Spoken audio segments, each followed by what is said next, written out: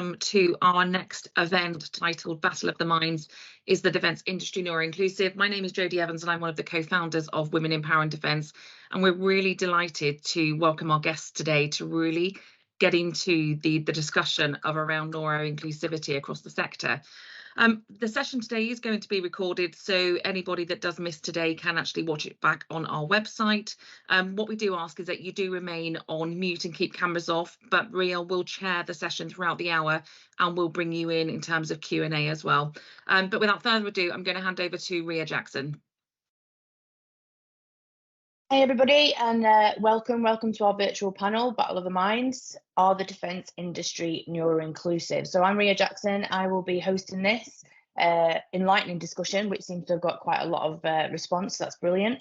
As the founder of the V Word, a dedicated space for women veterans, and the entrepreneur behind RiaJackson.com, which specialises in impactful neuroinclusion programme called Inclusive Minds, and also as a woman with ADHD, a late diagnosed woman with ADHD, I have a particular vested interest in this subject.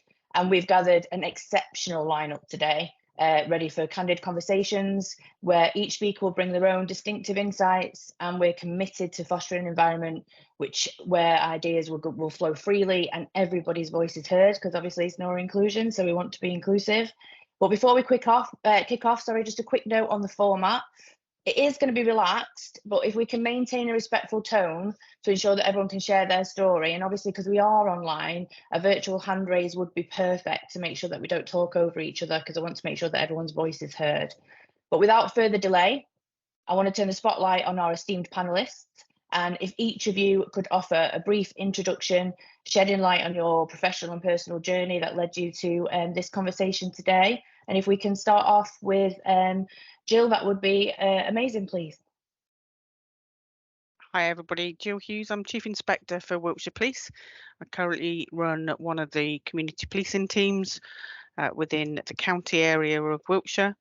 My involvement and why I've managed to be invited today is I'm also the Disability Network Chair for the Network for Wiltshire Police, and I'm a dyslexia assessor and also an assessor within the force.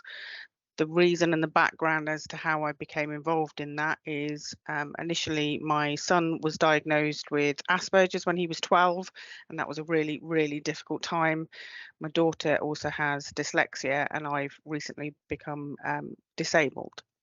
So that's how I became involved in the network, and I wanted to set the network up so staff members, whether that be a caring facility, whether that be parents or children of parents, etc., or even those staff members that are disabled or have a neuro disability, can become involved and get support. And we look to buddy people up, so especially those that are going through new diagnoses or any concerns or just any signposting, and just that support network out there so that people understand that there's somebody that actually understands what they're going through, and that really helps them. So that's how I've got invited, and I'm involved in the network within the force.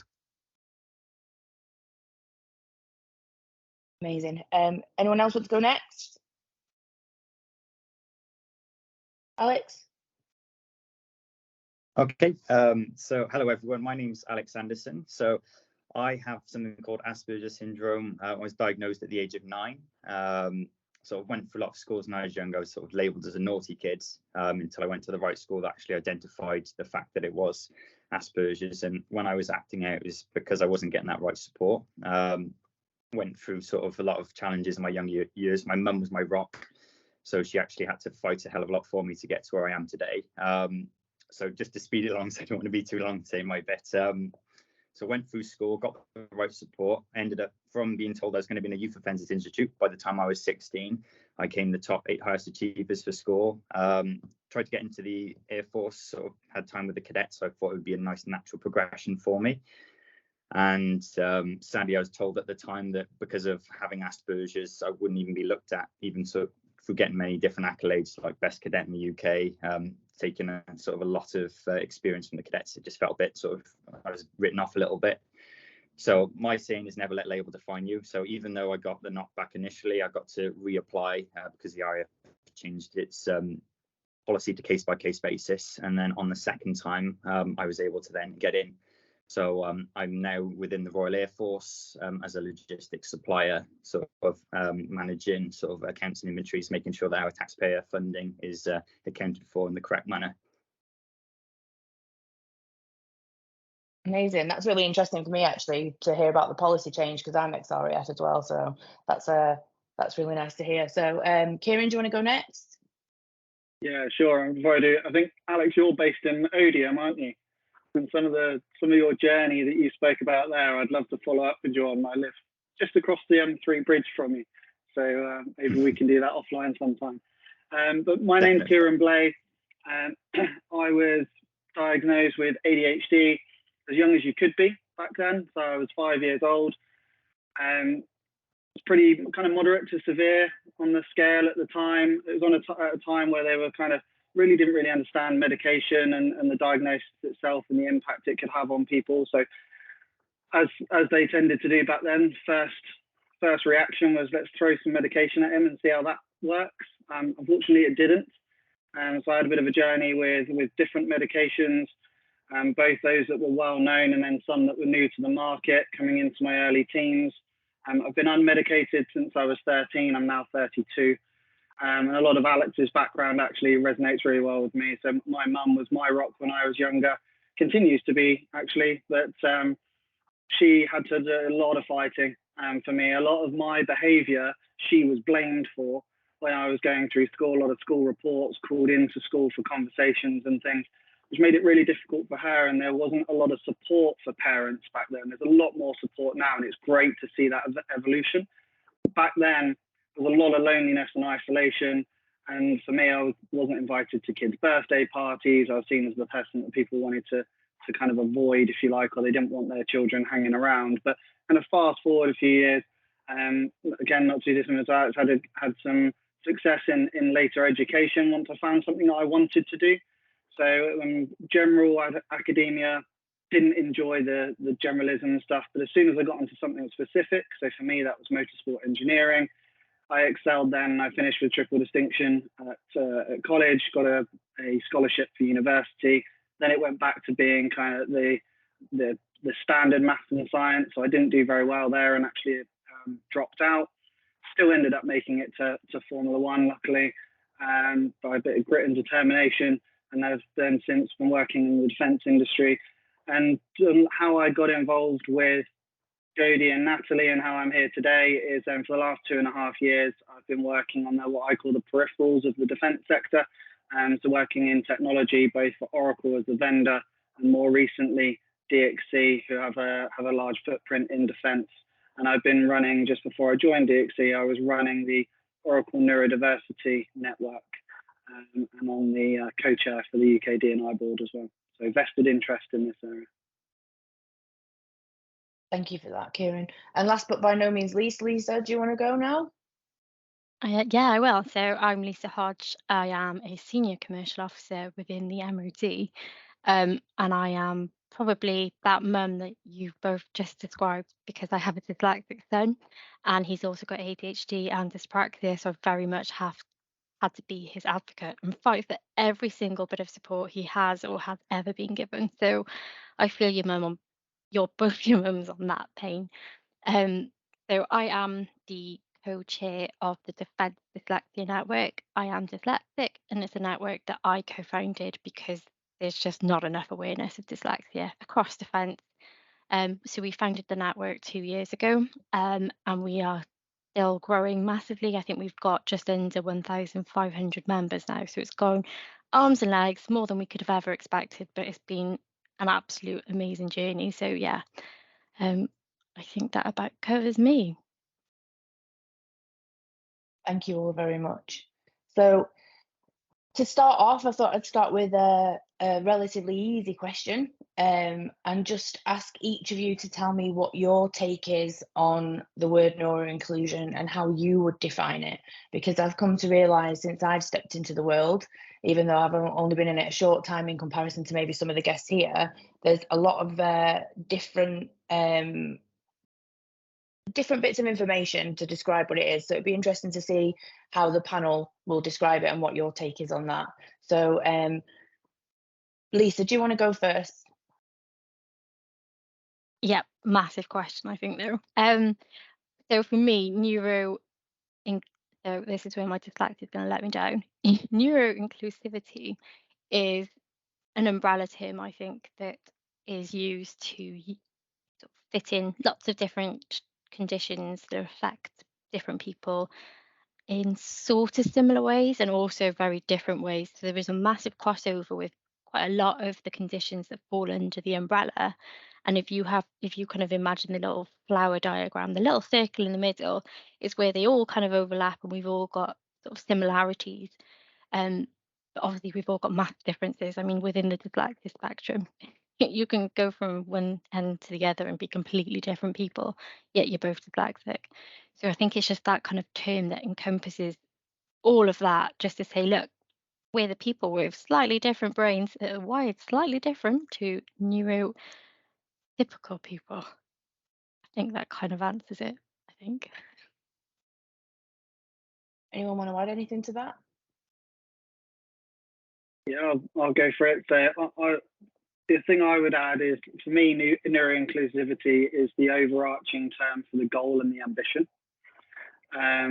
That really encapsulates all the individual activities that we all probably get involved in on a day-to-day basis, and to just not feel divided from everybody else. So one thing I'd like to add to it is, one thing I'm very sort of conscious of is sort of like people see sort of being neurodiverse as sort of having a disability. I've always said it's a condition over a disability, because it's almost like saying you can't do something because you have this. And I'm a massive advocate for sort of, with the right support, you can achieve everything.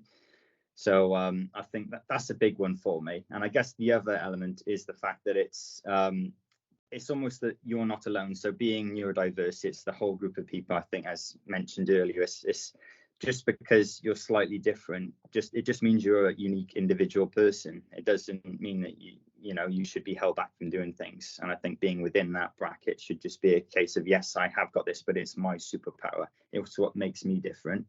And it's why maybe I can do something a bit easier that maybe someone else can't, because maybe I can look at it a different way that no one else can. So that's the thing that I tend to sort of say when sort of talking about neurodiversity. What about yourself, Jill? Is there anything you want to add to that? I'd support everything that everybody has said, and just include, so Alex was saying about disability is formulated as a disability, isn't it, with neurodiversity? But actually, the way we should be looking, and ultimately the main aim, as Kieran has said, is that main goal is there's a different way of thinking. And that is great, because if we all thought the same way, life would be exceptionally boring and we wouldn't be able to problem solve. But the fact that you've got different strengths and different abilities, and that's probably the better word, isn't it? Ability rather than disability.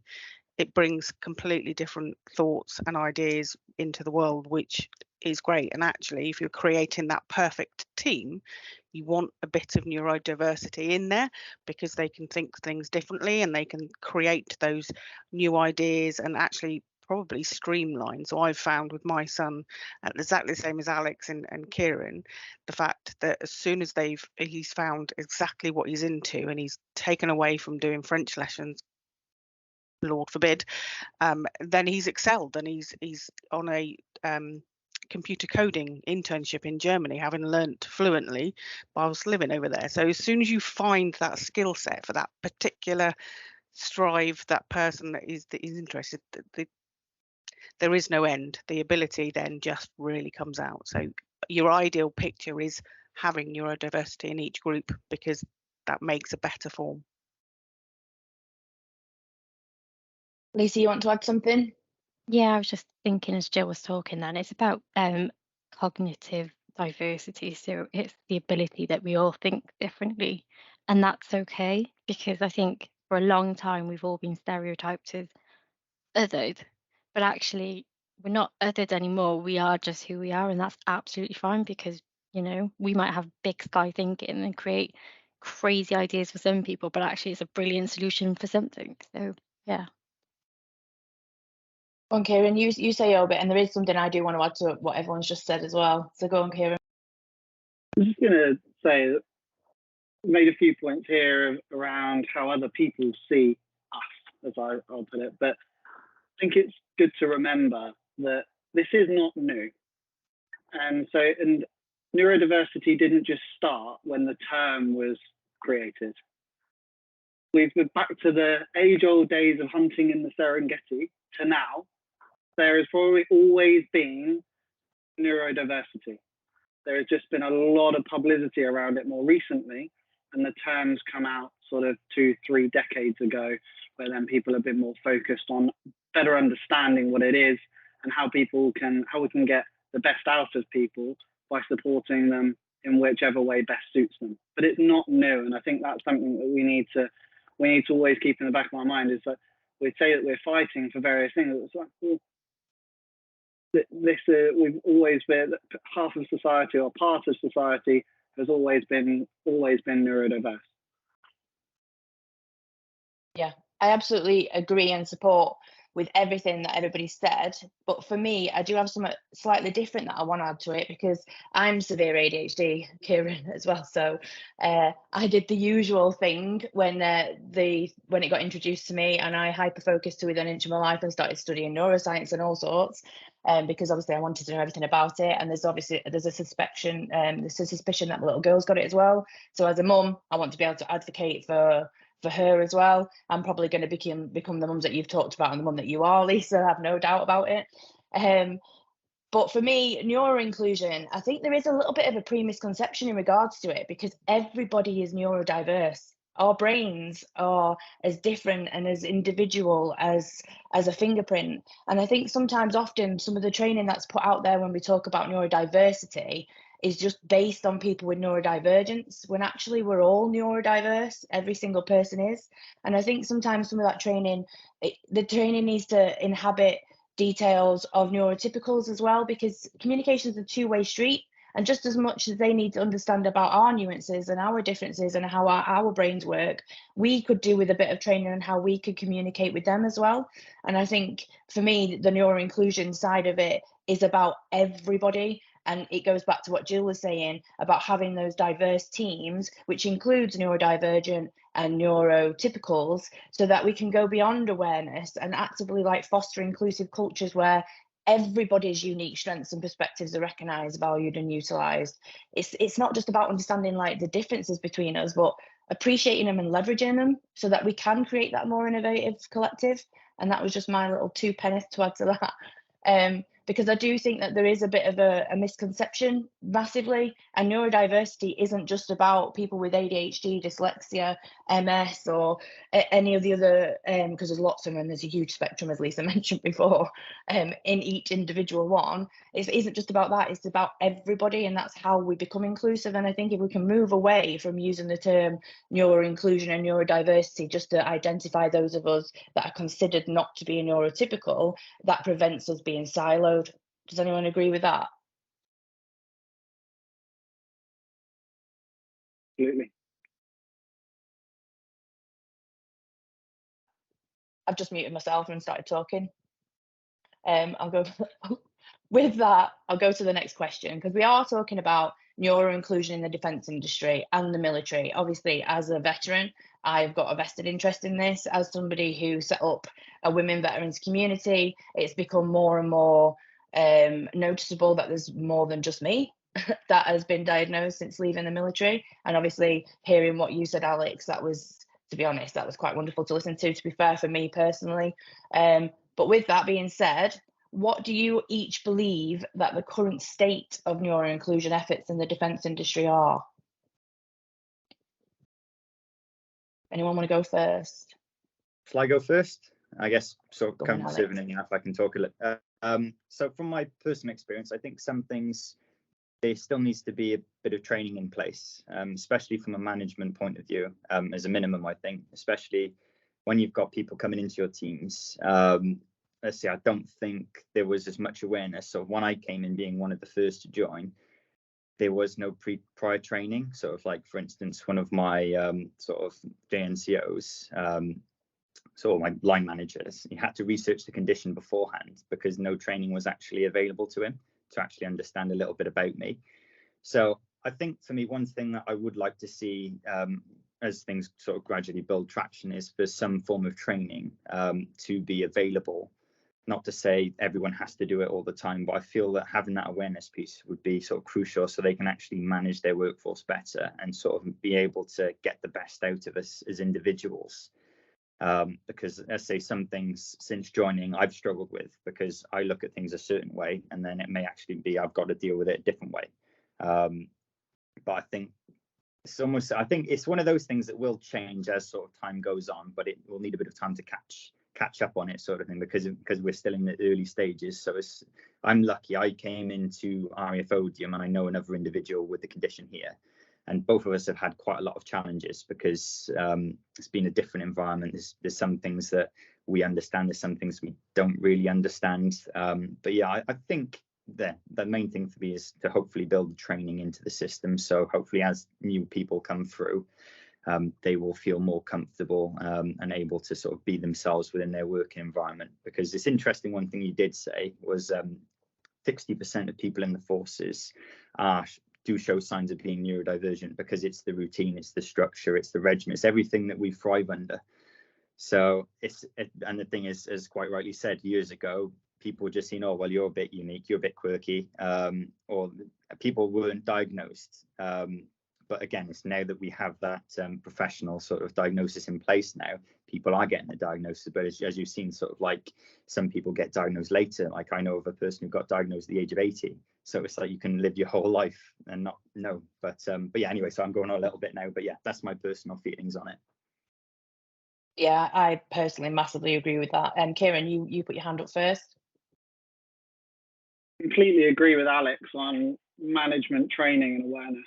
I think going back to my point earlier of when I was diagnosed, back when kind of early days, people were still very much experimenting. I mean, we still are today, but back then, really early days. And we think that most of our management is of the generation that was before that time. So they didn't naturally, during their initial training, have these kind of things included. So I think there's that management training piece is big. I know there's some organizations that do quite well with it, such as Deloitte. I think Deloitte has got a pretty good program. But my thoughts on where we are with defence is similar to where we are in other areas of defence, is behind the private sector somewhat. And I think that's both from an internal awareness and education perspective and also a policy perspective as well. So recent journey of mine, and I'd love to speak to you again offline, Alex, because I've applied to both the Army and the RAF Reserves recently and been rejected by both on the grounds of ADHD. And it's been at a surface level from the military medics in saying that my condition can lead to and is associated to comorbidity with something that can lead to substance abuse. And my view of that is that's very far-fetched.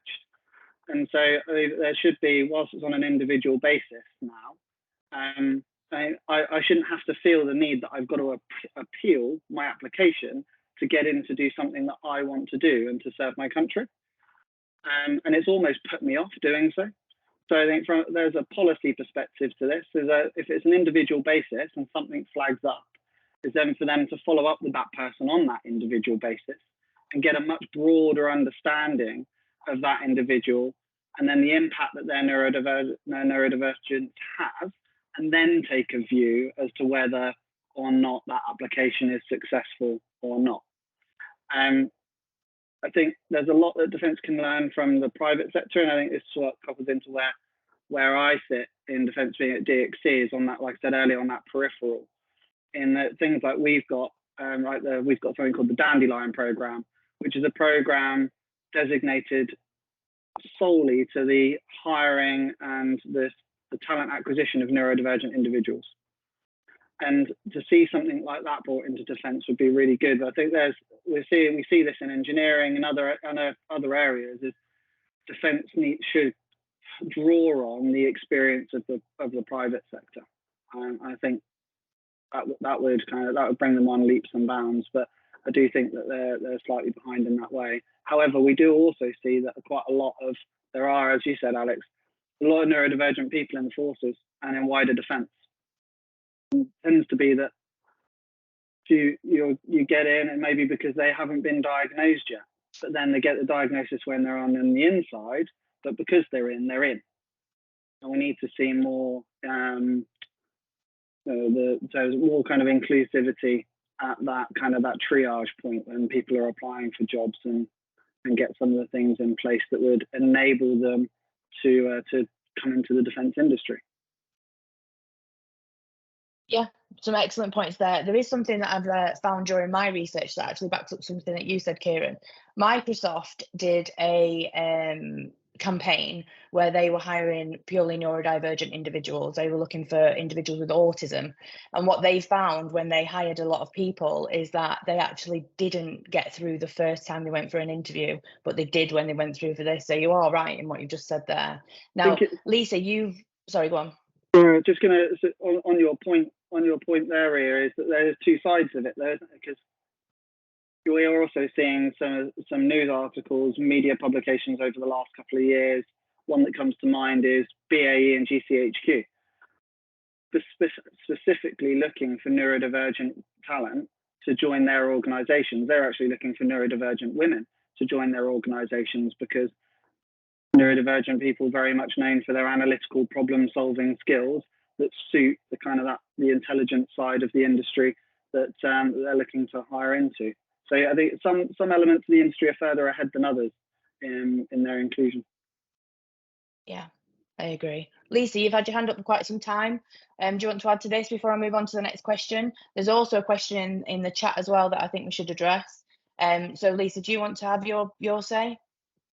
Yeah, I think there's kind of appetite to change within defence, and I've seen that firsthand with the Defence Dyslexia Network. You know, we've come from nothing to really being like at the forefront of people's minds. We've got quite a big membership now, and we've got quite a few senior champions who are dyslexic, and they've come to our events and they've stood up and said, I'm dyslexic, and by the way, this is the first time I've ever told anybody. So we've got that kind of support in those places, and we just need to kind of like run with that and like make it bigger, I suppose. So I think the appetite there is to change, and we are sort of looking at these different policies and stuff that we can do to change things, and the conversations have started around recruitment. So I think we're going in the right direction. It's just we just need to bolster that really and just run with it.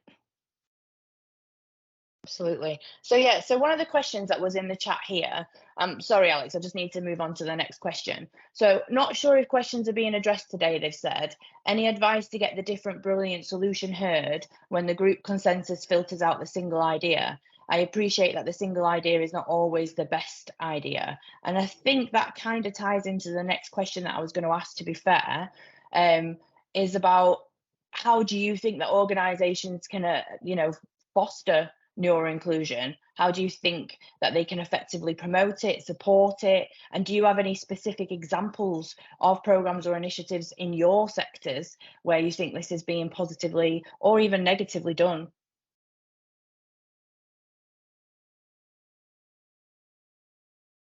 Go on, Jill. I know you had your hand up before and we were unable to speak. That's fine. I'll tie it into this bit, to be fair. So being the chair for the Disability Network, and also we've created now a separate neurodiverse net or group part of the network. Part of the difficulty that I find, which is different to some of the other networks within the force, is a lot of staff, whether it be disability, whether it be neurodiversity, don't necessarily want to be open about their condition. And that ties in with what others have said. And that is partly because they don't want to be singled out to be different. That is partly that they don't want to, or they feel that it could be a barrier to them going into different jobs or roles, and it could be a barrier for promotion and things. So what I've been really striving to push over the last couple of years since I started the network is that, exactly as Lisa said, those champions, those senior officers, whether they have children, whether they have family members or whether they themselves have a disability or a neurodiverse condition, is to be open about it and have that confidence to stand there and actually say, this hasn't been a barrier to us. And recently we've done an EDI conference internally, and I've got one of our ACCs to give a chat about his condition and his child's condition, just to, again, to raise that confidence that it won't be a barrier for you. And actually, if you feel it is a barrier, then come and speak to me, because I will get on the fight side of it and try and support that. But anything we can do is to try and give those confidence to staff to say it isn't a barrier, but I understand their concerns. And instantly, when I became disabled after a serious assault, my thought was, that's it, I'm out of a job now, I'm being made to leave. And exactly the same as Alex has said, and I'm really pleased to hear that they've changed their policy. My son went to join the military and wasn't allowed to because of the Asperger's as well. So that's really interesting. And having been in the military, that's really frustrating, because I could see the benefits that would bring him. So that's my point. I'll shut up now and let someone else talk. Well, Alex, you had your hand up second. Do you want to go next? Thank you very much. So a little bit of thank you as well, Job. I do appreciate that. I wanted to sort of tie in a few things. I know Kira mentioned a few things earlier about sort of recruitment in terms of trying to apply to immediately get the knockbacks. To give a bit of background to myself, I applied. It took me about 1.5 years to initially apply, to initially be told no, and that was by the RAF and the Army. And then the second time I had to apply again, which was another 1.5 years. And there was times in that when I was really thinking that, it's like, what else do I have to do to prove myself? It's like, I've got all of my GCSEs, I've done all of my, I've shown I can pass my fitness test, I've shown I understand all of the military, sort of the knowledge, the awareness I need to have. And it did make me feel like, am I just not worthy of being in this organization? And you do get to that point of feeling like, why put in all this effort if it's all for vain? And I think that was a point that I got to, Kieran. I was very close to giving up, and I think it was only because my nan actually said to me, if you give up now, you will regret it down the line. Even if you just do a couple of years, it's the fact that if you can get in, you can prove and show what you can do, and then hopefully inspire the next person to get in. Sadly, as you quite rightly said, in some cases, I think some people are being written off.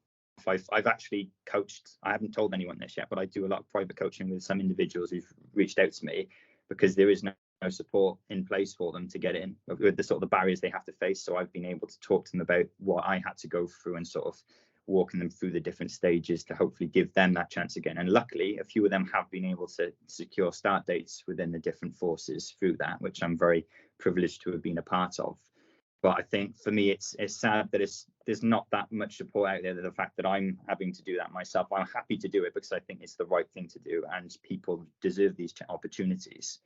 But I do feel that more work does need to be done across the board, to maybe even a buddy system for an individual to be allocated, so they feel then that they're not alone, and then that hopefully then that alleviates that anxiety, or if there are any knockbacks, they're able to go through them and sort of go through logically, so people understand, because it's not just, well, we're going to reject you because of a label, because then it does sometimes feel a bit like that.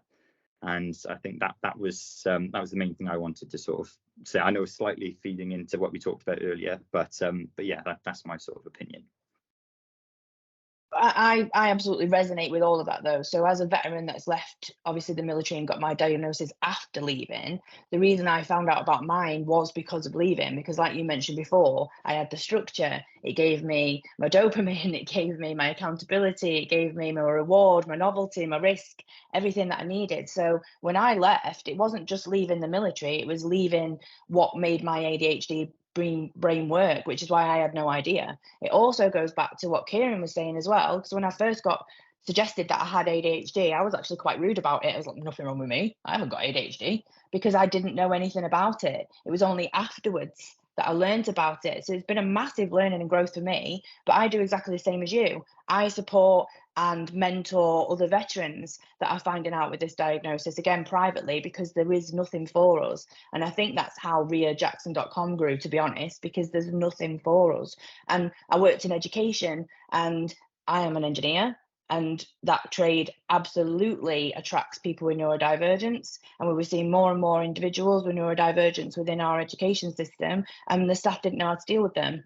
So again, we introduced more and more training to try and create these environments. Like Sally asked, what is the response to this challenge? What can we do? Somebody else asked about psychological safety. It's about putting these practices and putting these policies in place from onboarding onwards, and making sure that every single member of staff from exec level to below has the training on this and has specific training for their level, such as neuroinclusion training for managers, neuroinclusion training specifically for execs, for your staff on the front line, so that it's tailored for each individual role. And every time you move up to that next role, you get extra training. Because like you said, what I thought was lovely to hear, to be fair, was that your JNCO went off and learned some more for themselves. Not everybody will do that, but they had to go and do that because there's nothing there. So yeah, that was I massively resonate with that. Sorry, Lisa, you had your hand up next, and then Kieran will come to you.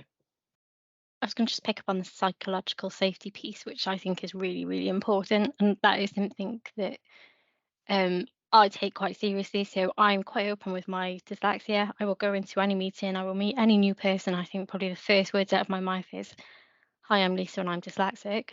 This means blah, blah, blah." Just so people kind of get an understanding of why I am the way I am.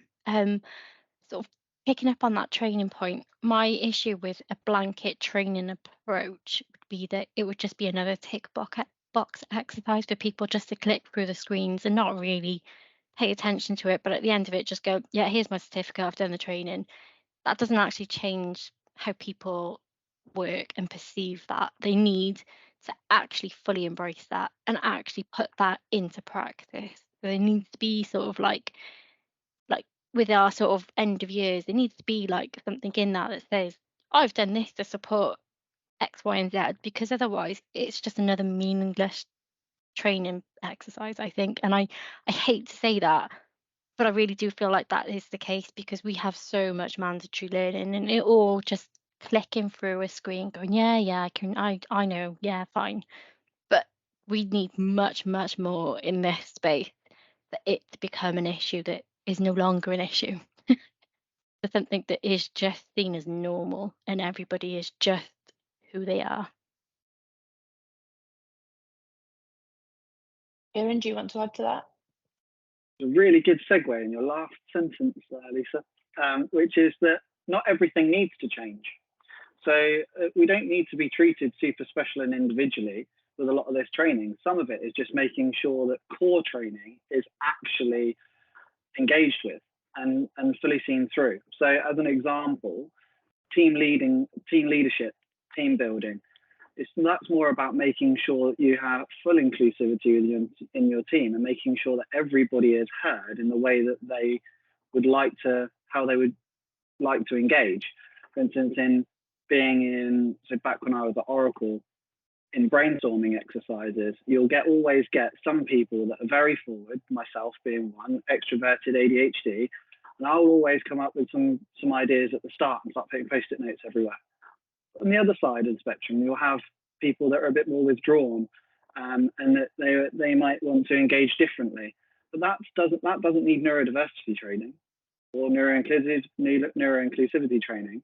That needs just really good team leadership, team building training to be rolled out across our organisations. And I do think that a lot of organisations, especially most that I've been involved with, do lack in that kind of further education once you've landed into role. And so I think there's that kind of thing that's a bit more generic. But on the psychological safety bit, creating safe spaces for feedback inside the organisation. Get the feedback from the people that you've got in your organisation, not trying to go out finding training programs from whoever, wherever outside the organisation. So one of the things I've done in the past is a monthly call, bringing people together to provide feedback back to HR. So things of kind of people that have just transitioned into the organisation. How was your onboarding? How was it going through the application process? Did you actually voice anything during interview? Did you need any did you have any requirements that weren't met during that phase, all the way through to being in their role today, and educate HR and our other managers and leaders within the business about how we can facilitate change internally to our specific needs at that specific time. So definitely on the psychological safety piece. I think I'd say that my main point really being is that it doesn't need to be divided out. Some things just need to be done well. Yeah, for me, I've always said it's not, doesn't have to be a massive gigantuous practice. It's about micro positives, and a lot of the things that in terms of psychological safety doesn't just expand to people with neurodivergence. People who are classed as having a neurotypical brain also need to have psychological safety. They need to be a safe environment where they can talk about issues and things that they're going through, because mental health isn't discriminative and mental health doesn't choose who it's going to affect. So it's about having, for me, it's about inclusivity throughout, and I think that's what everyone's been basically suggesting. Would you agree? So with that in mind, have you seen anything positive within your own organisations, that a case study example or an example of something that you've seen improvements of within your sectors, that you could show as good practice for people to take away and maybe implement in their own sectors?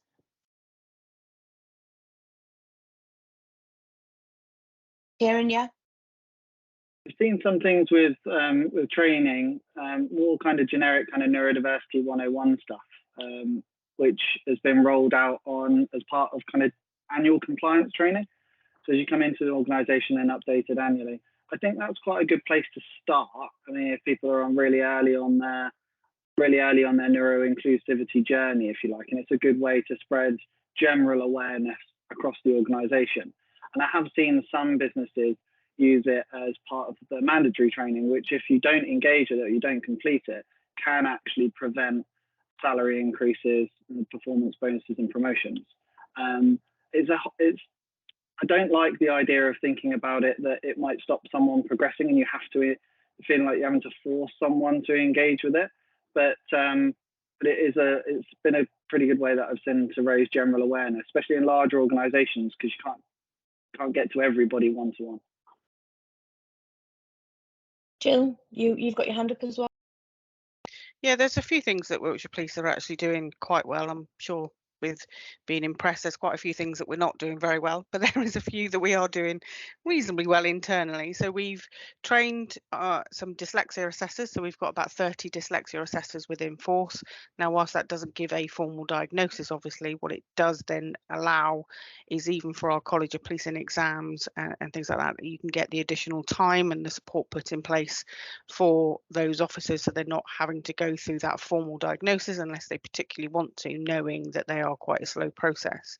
And that's been extended out to all of the neurodiverse conditions. So we can basically, it's a sit down with an assessor that is a dyslexia assessor, because that's all we've got at the moment, but to sit down and look at that individual needs and what the Force can do to put in support for that individual. So whenever they're changing supervisors, they don't have to go through the whole process again of going, this is what it means to me, and this is how it impacts me, and this is what I need from you. And you can give them like a wellness action plan and say, this is me, this is what I need, this is a specific support that helps me. And then you don't have to go through that again unless you specifically want to with that supervisor. And that is helping. And we've got individual supervisors at the moment, that training courses that are being run, that all of our sergeants are being put onto, and then anybody that's looking at becoming an acting sergeant or a sergeant to go on and take on those supervisory roles, they're going through that training, which explains more about neurodiversity and actually how that can impact. But that exact thing that I think it was Lisa that said is, I might have dyslexia, but it's actually just, this is me. This doesn't mean this is how everybody with dyslexia has this impact. And I know that's exactly the same for Asperger's and ADHD and all of the others. So that is where we are a little bit better with some. There's certainly still a lot more that we need to do, and that recognising of that recruitment process is definitely something that we're now looking into. Is again in our conferences that we hold with our DCC, who's Deputy Chief, who is the lead for EDI for our force, he will go through how many have we looked to recruit, whether that be PCSOs or PCs or whatever it is, and what are their makeup, and how many have not been able to get through in each stage, and then we look into the specifics for that. So if you're trying to recruit autistic people and they're continually getting blocked by that application process, then we know that application process isn't working, and that we then review it. And we are doing exactly as Kieran has suggested, actually using the staff within our network, within the networks, but within the force that are those conditions, that can just have a look through and say, this is why I think it might be a bit of a barrier, or could we try this for the next process? So there are some good things going on. I think it's just a never-ending circle of, we need to continually improve and develop, and be willing to have that feedback. And that's a real big key thing, is accept that feedback for what it is. It's not meant to be a negative format. It is just, how do we develop? Yeah, continuous learning. Fantastic. Yeah, massively on board with that. Fully support that, because what you think might work and what somebody else might have suggested might not work for somebody else because of the broad spectrum. So yeah, that's fantastic. That, Lisa, you've got your hand up. And then I want to address one of the comments that's in the chat, and then I am going to open the floor for a Q&A because we've only got about 10 minutes left. So is everybody happy with that? Yeah? Yeah, so I'll make my points really, really quickly.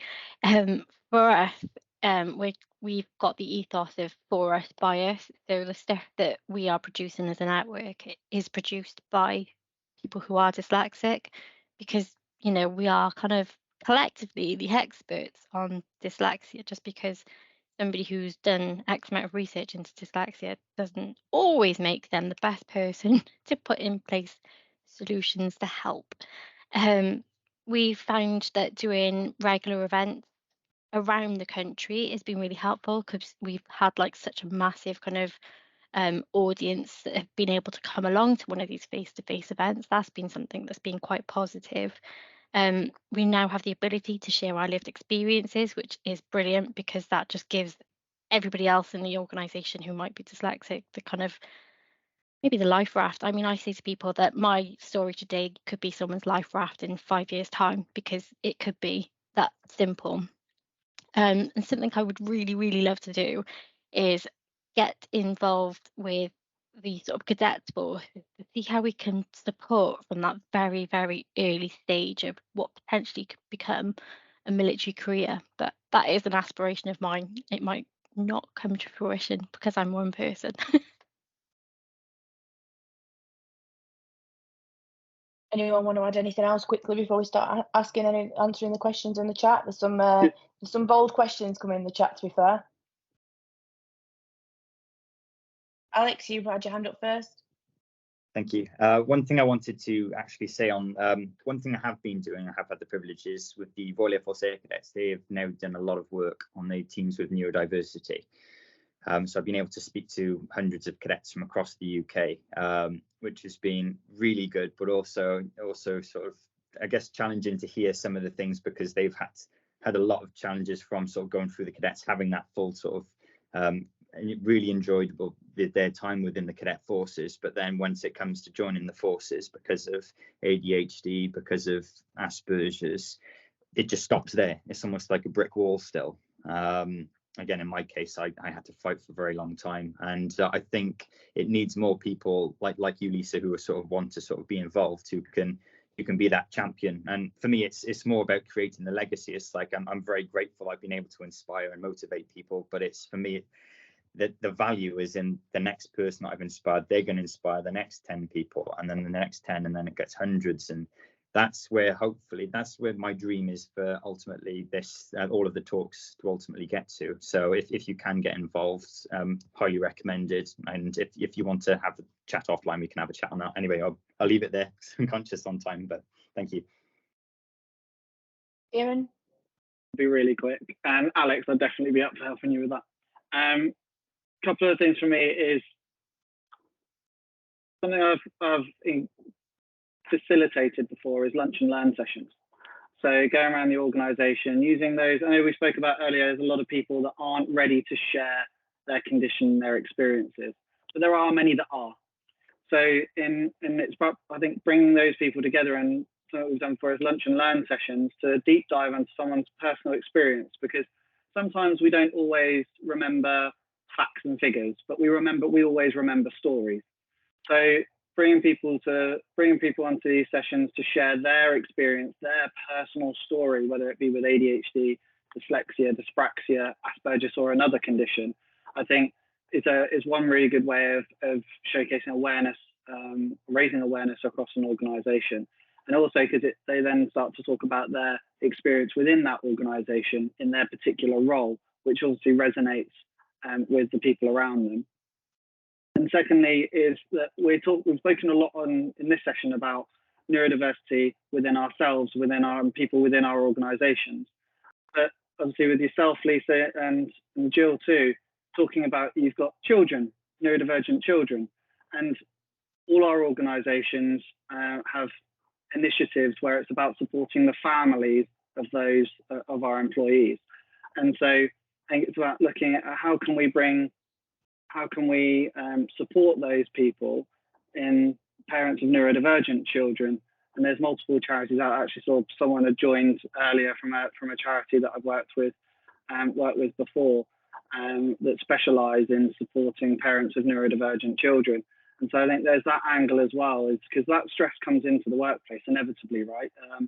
And feeds in and out. It's a two-way street. So I think there's also room for improvement with organisations helping their employees support their families. Yeah, fantastic points there. And I think some of what's just been said by what we're like in the group now answers some of these questions. So the first question is from Jessica. And it says there seems to be an assumption within the veteran support organisations that the majority of veterans are neurotypical, but the reality on the ground seems very different. As a result of this misconception, I see many neurodiverse veterans falling through the cracks of neurotypical mental health support. How do we change this misconception within the MOD? When the MOD still officially claims that neurodiversity within the forces is a very minority issue. And then somebody else's put, which follows on, the huge number of undiagnosed individuals are really missing out. Many don't know they are neurodiverse, but are being undervalued. And because we did not permit neurodiverse people to join the forces until recent years, the assumption is that anybody who enlisted prior is neurotypical.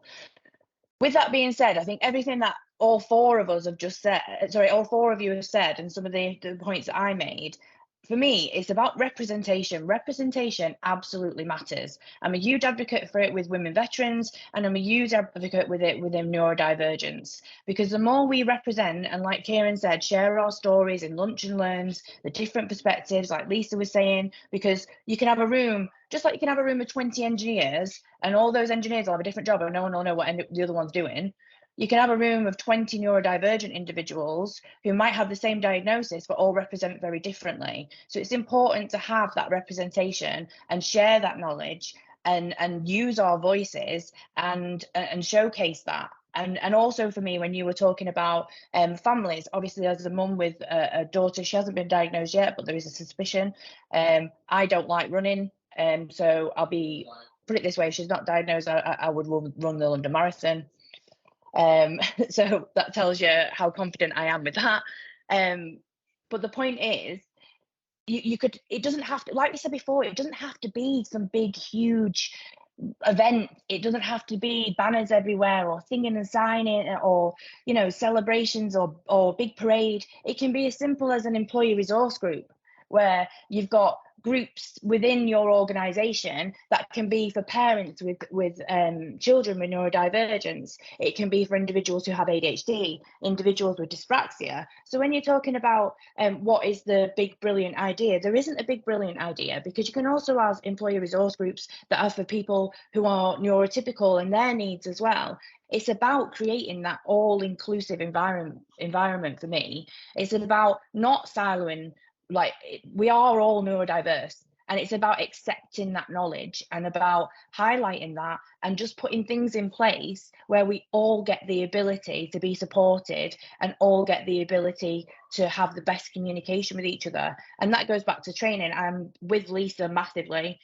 it shouldn't be a tick box training on a computer. It needs to be workshops with facilitation where everyone's involved and everyone gets an output and a key takeaway.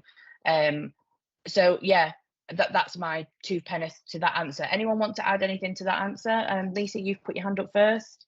I was going to say on the family support stuff, I think that is such a critical area with absolutely not enough resource put into. We do have a channel on the Defence Dyslexia Network for supporting parents, and as a parent with a severely dyslexic son, I can massively help people, and I've helped so many parents kind of get that diagnosis and go through the pathway of getting support for their child. I could do that as a full-time job. Obviously, it's not my full-time job, but it could be, because it's such a massive issue. Parents have this kind of query in their mind and go, oh, is this something? And often it is. I think that's the thing, Trish, to get on that stuff. But if anybody's on the call and wants to talk about possible ADHD or possible dyslexia or dyspraxia in their child, then hi, I'm here. Before I pass you over to Kieran, we are going to be sharing everybody's details. So if you do want to get in touch with anybody to have that chat outside, you will have the opportunity to do so. Because again, it's all about knowledge, it's all about talking and communicating with each other and sharing. So we will be facilitating that. Kieran? I'm more than happy to talk to anyone or talk to anyone's organisation and facilitate some of these lunch and learn sessions if there's ever that opportunity.